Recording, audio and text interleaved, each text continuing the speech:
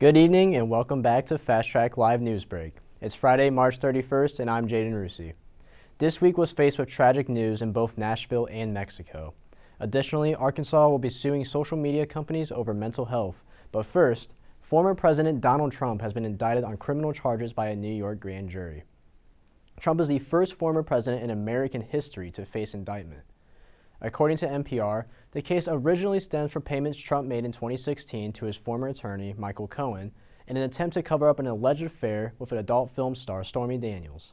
Trump's social media response claimed that his indictment is political persecution and election interference at the highest level. Many Republicans around the nation, such as former Vice President Mike Pence, Florida Governor Ron DeSantis, and Representative Marjorie Taylor Greene, have echoed Trump's comments. It was reported that Trump's attorney was asked to coordinate Trump's surrender, but it's unclear if he will. A familiar tragedy struck the nation once again on Monday morning, a mass school shooting in Nashville, Tennessee. As funeral services are being held for the victims over the next few days, Washington, D.C. is again at odds on what to do. President Biden and the Democratic lawmakers are pushing for gun safety legislation, while many Republicans are still not interested in that direction. John Loring from CNN has more. Nashville mourns the loss of 3 children and 3 adults who were killed in Monday's school shooting. Some lawmakers in Washington, D.C. are calling for action. We must pass meaningful gun safety legislation and need to look at every possible way to do so. We must give families the peace of mind to send their kids to school without fearing for their lives. Including the Nashville incident, there's been at least 130 mass shootings in the U.S. this year, according to data from the Gun Violence Archive. We know that a ban on assault weapon sales can work. We know it from Connecticut. We know also that inaction won't work anymore for Americans. President Joe Biden wants Congress to work on an assault weapon ban. However, Republicans are in charge of the House, and there's little to no support for weapon restrictions, which some say infringe on constitutional rights. On the other side, all they want to do is take guns away from law-abiding citizens. Before they even know the facts, the first thing they talk about is taking guns away from law-abiding citizens. And that's not the answer, by the way. While others in the GOP have a wait-and-see attitude. With respect to any discussion of legislation, it's premature. There's an ongoing investigation, and I think we need to let the facts come out. I'm John Lawrence reporting. Dozens are dead following a fire at a migrant detention center along the U.S.-Mexico border. The fire started Monday at a government-run facility in Ciudad Juarez, a city in northern Mexico. 38 people died. Authorities say the fire broke out after they picked up and detained a group of migrants from the streets of the border city, which sits across from El Paso, Texas. At least 28 Guatemalan nationals are among the dead, according to Guatemala's Institute of Migration.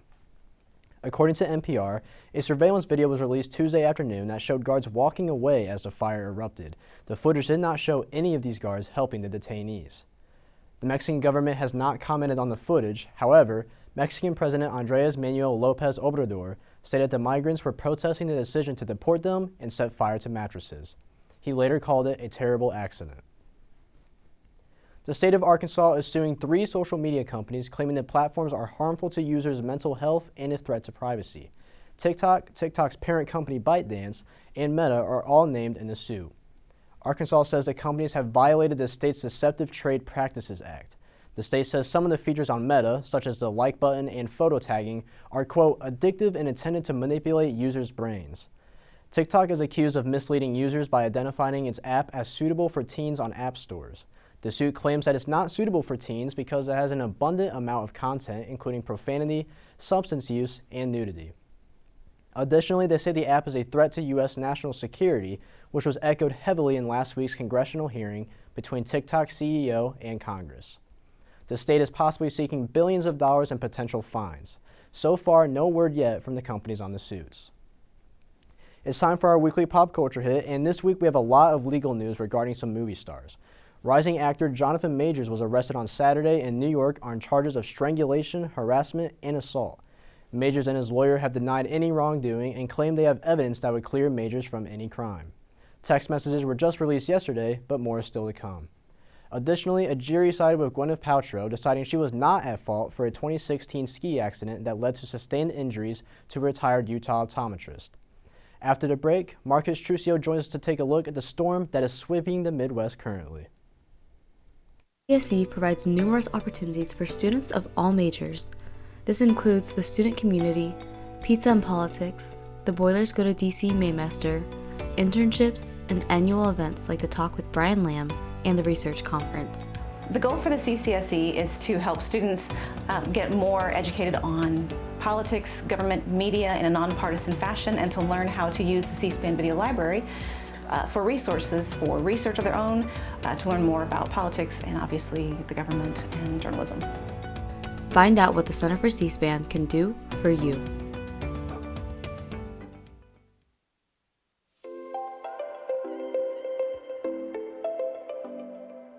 Have you been interested in joining a dance group on campus? Well, then the Higher Ground Dance Company is the perfect group for you to join.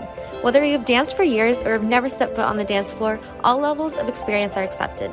HGDC is a student-run organization that puts on a showcase at the end of every semester, and all proceeds are donated towards the Andrea Rizzo Foundation. The Andrea Rizzo Foundation is a phenomenal nonprofit organization that provides dance therapy to children with cancer, special needs, and other illnesses. Not only are we doing what we love, but we are giving back in return. So come audition this fall of 2023 to make a difference, and come see our spring showcase on April 30th. Hope to see you there.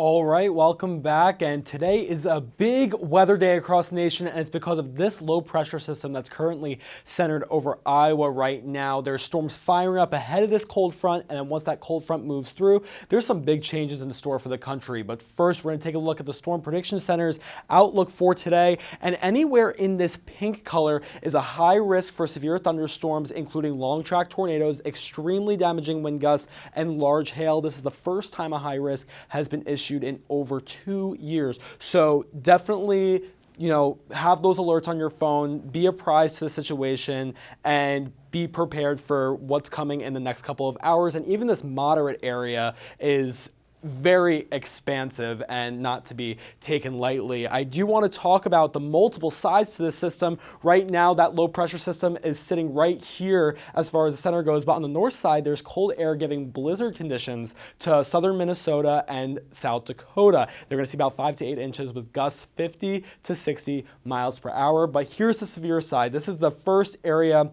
right now that is very active. Northern Missouri into central Illinois and southern Iowa. You see these red boxes are the tornado warnings that are currently up, and then tons of severe thunderstorm warnings up right now. This will only continue to move eastward throughout the afternoon, and as we advance, this is in northeast Arkansas, Little Rock. This just expired their tornado warning, just moved through downtown, headed towards the Memphis area next. No telling that this will still be a tornado warned storm, but something to watch out for down the line. Now, this is a depiction of what later tonight might look like around our area. You can see this more organized line of thunderstorms coming through. This is probably going to be about 10:30, maybe 11 o'clock tonight. So keep an eye out on that as you're out for your Friday night plans, because these will have very, very strong winds, possibility of hail, and we can't here in Indiana rule out a brief spin up of a tornado as well. So just keep an eye out for that. So as we look beyond today, tonight that cold front will come through and we will see a cold air coming in for your Saturday. It's going to be very, very windy. We'll see some showers as well as possible snow showers going into your Sunday. It's going to be beautiful, typical spring day. Average temperature is 55 degrees. And then our next storm chances are for Monday, Tuesday, and Wednesday of next week. Monday afternoon and then Tuesday evening into Wednesday midday is our next chance for severe weather before we cool things down for Thursday. Imagine a world where Olympics and Paralympics are unified as one, and where all athletes at all levels have equal opportunities to play and perform at their full potential. Athletics has been such an influential and transformative aspect of my life. So to me, RISE is about ensuring that every person that has the desire to participate in sport has the opportunity to do so. This organization is about recognition. We believe in recognizing excellence where it is found, especially in Paralympic sports. RISE is about driving change in our community and beyond. We hope that through our events and initiatives, we can galvanize people for our cause and inspire them to create an ever-growing network to help achieve our mission. It's about connecting people of various backgrounds and who truly care about creating meaningful change together. We develop projects and hold events to bring people together at the interface of inclusivity, sports, and engineering. Our goal is to promote the equality of all sports and to improve sports performance and accessibility. Join us so that you can have a major contribution in creating meaningful change. It's March, arguably the busiest time out of the year for sports. So let's not waste any time and get right into it. I'm Erin Isaacs, and let's check out what's happening in the sports world this week. First up, let's talk NBA basketball. Jalen Williams and the Thunder checked the weather before the game. It said there was 100% chance for a few teardrops. This soft teardrop finesse shot from the rookie sensation won the game for the Thunder. That pick at 12 last year's draft turning out to be the greatest investment for the Thunder. Their young core SGA and TikTok sensation Josh Giddey proves to be working out. This team may be quiet right now, but the Thunder is just getting started. Speaking of happy ending stories, there's a high school swimmer that is sure to put a smile on your face. Reporting on the story, Fred Human. DeWitt's Aaron Thomas had a love for the pool. Why do you love this sport so much? I love the water. The water is my happy place. Aaron has spent a whole lot of time in his happy place the last 11 years or so, but swimming was not easy for a young man who was born without 3.5 fingers on his left hand. It would seem to me to be difficult with that left hand. Absolutely. You know, you think about how you're trying to cup your hand just to get that propulsion and everything like that. So the amount of effort that it takes for him when he's pulling with his left hand on any stroke is just more so than any other able-bodied individual with their hand. So in terms of this hand, I can scoop the water like this, but without this hand, I can scoop probably about half of as much water. I can't stroke and go as fast in some things as other people. So how do you go so fast? It's all about maximizing what you do have. Aaron began swimming competitively at the age of 8. He competed at the para level, and then when he got here to DeWitt High School, he was good enough to make the varsity swim team. His coach remembers seeing him in the water for that very first time. He just jumps in his lane and does what he does. And coincidentally enough, he moved here in 9th grade from the Alma community, and he swam about 4 swim practices until I even noticed his left hand. Here I am as a coach, supposed to be seeing those types of things. Right. And it took me until about Friday of our first week for me to actually notice that he didn't have all of his digits on his left hand. Aaron has not let his deformed hand hold him back. He won both the 50-meter freestyle and the 100-meter freestyle Paralympic races at the MHSAA state meet earlier this month and was named to the Dream Team. Appropriate in that this young man is a dream come true. I've never experienced anything like it as a coach. Did you know right away when you jumped in the pool that this was for you? Yes, I did, for sure. Why?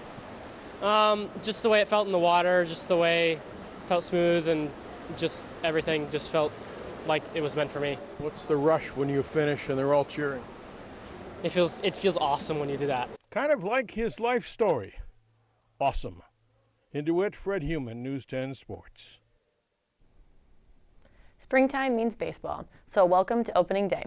Sadly, the Chicago Cubs had typical spring weather. Don't worry, the sunny weather will be here soon. The fans were loving the return of baseball, and the Chicago fans were able to take the train home with a smile on their face. The Cubs defeated the Brewers, and from what it looks like from these videos, the fans defeated the Brewers. All it took was 4 runs in the 3rd inning to take home that 4-0 defeat. All runs scored were from single showings that this opening day wasn't exciting as some fans hoped. That's a wrap for this live edition of Fast Track News. I'm Erin Isaacs. See you next time.